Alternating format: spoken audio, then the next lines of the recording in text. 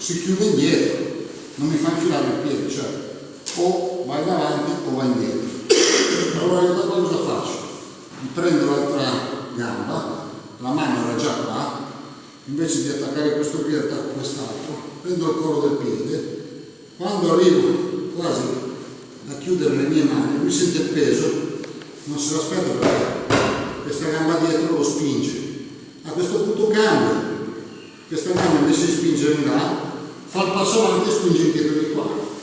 Vado a chiudere, quando sono qua, spingo.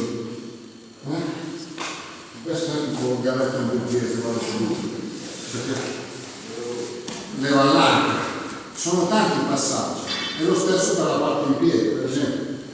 Lui è come si dice, è faccia a terra, io qua non ho l'abito, allora nel regolamento ti lascia lavorare molto a terra l'abito, come dicevamo prima, però non è che ti lascia dormire, quindi se tu non macini, quindi da qua per esempio, senza che lui si apra, no?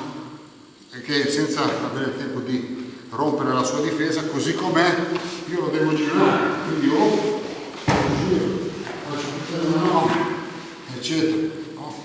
Sono tutti passaggi oramai anche conosciuti, però vanno studiati in base a azione e reazione.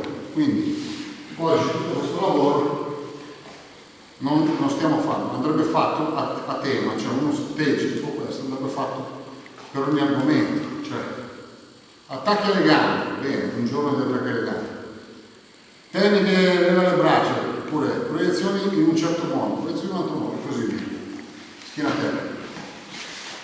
L'ultima lega che vi faccio vedere per le gambe è all'articolazione del ginocchio, quindi per l'estensione. No?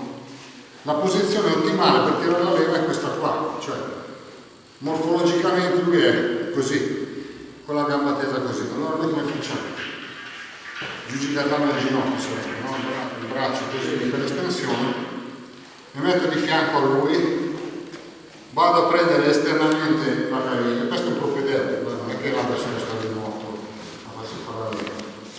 Prendo esternamente la caviglia, faccio un passo dentro, mi siedo fino a quando il ginocchio sia, potete venire a vedere, fino a quando il ginocchio sia oltre la mia cintura.